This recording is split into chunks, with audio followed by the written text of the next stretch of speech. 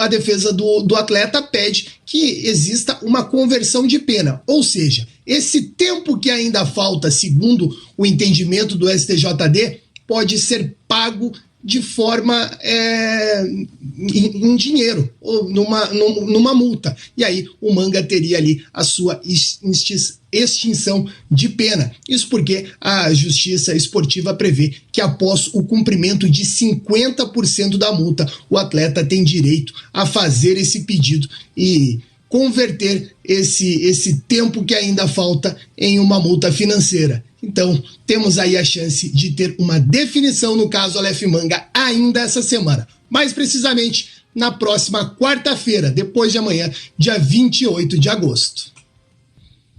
E aí? Opa, agora sim. O Tarcísio arrumar aquela aleluia. O Tarcísio, coloca aleluia no fundo, não pode porque tem direitos. Mas ainda bem, né? E até que enfim, finalmente, e vai definir. Não, o Manga não cumpriu, o Manga vai ficar até final de setembro punido. Não, a suspensão preventiva dele que ele cumpriu no Chipre não conta, então ele vai ficar até o final de outubro. São os dois cenários possíveis. Ou então, sim, ele cumpriu e está liberado para jogar, ou então, não, ele não cumpriu, mas nós vamos aceitar o pedido de conversão de pena, porque ele já cumpriu, segundo a defesa, 88% do tempo, sem contar o tempo que ele jogou no Chipre. Esses 12% do tempo a gente vai considerar que a gente vai aprovar a conversão de pena, vai determinar pela conversão de pena, o Manga vai pagar uma multa ou vai prestar serviços, enfim, mais provável a multa para que ele volte a jogar. E aí resolve a situação. Acho que o fundamental de tudo é resolver logo, ter a definição e ter um órgão jurídico que tome a decisão. Para que o Coritiba, para que não fique naquela regra do direito internacional esportivo que o presidente explicou para mim, eu trouxe aqui no bate-pronto, que o clube tem que determinar o final de pena e abra margem para que o Coritiba possa ser depois indiciado no STJD por interesse de algum time. Vai que o Coxa arranca e sobe, o quinto colocado olha e fala, opa, peraí, o Manga não tinha cumprido todo o tempo, vamos entrar com a ação, o Coritiba tem que perder os pontos, ou então o Coxa fica ali na beira para não cair, acontece um desastre, realmente fica na parte de baixo, e o 17º colocado, opa, Coritiba tem que perder tantos pontos aqui porque o Manga jogou. Precisa ter a definição concreta de que a data é X.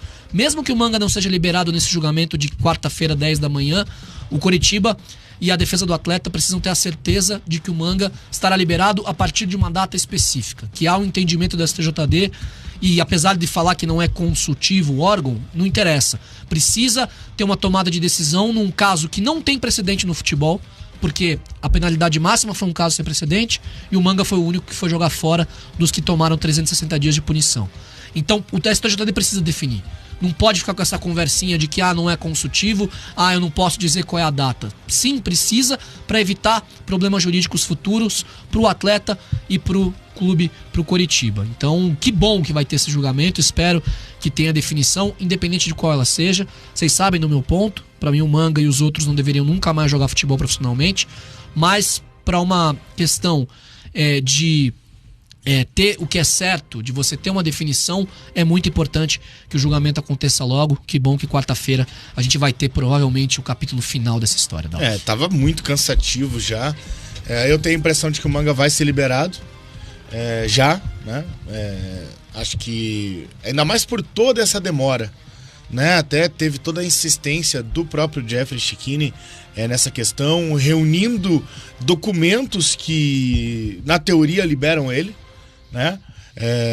Então, assim, tem que dar um ponto positivo para a defesa do advogado. Já critiquei muito o Jeffrey aqui pelas estratégias tomadas, mas eu acho que essa parte que ele fez de buscar documento da FIFA e tudo mais faz com que ganhe uma moral a mais dentro desse julgamento, que a pena possa ser efetivamente completa, né? E que o STJD alegue isso, que é o mais importante. Como o Ale falou, tudo bem, o STJD não é um órgão consultivo, mas isso nunca tinha acontecido antes no futebol brasileiro, né? Isso nunca tinha sido investigado antes, isso nunca tinha sido punido de fato. Diferente da Europa, por exemplo, né?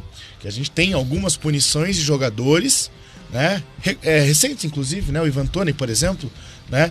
Ele foi punido por conta de aposta esportiva e lá já tem uma recomendação para o que fazer nesse tipo de caso. E ele pegou uma punição, sendo que a dele ainda foi diferente. Porque ele apostava nele. Apostava nele e não no time pode. dele. Exatamente. Ele, o meu time vai ganhar, eu vou fazer gol. Ele apostava nisso. E não pode. Ele é um jogador profissional, ele não pode fazer aposta esportiva. Exatamente. Ele não apostava que ia levar um cartão amarelo, Sim. porque daí é muito mais fácil de você controlar e você ganhar dinheiro. Pois é. Natural, como aconteceu com a penalidade máxima.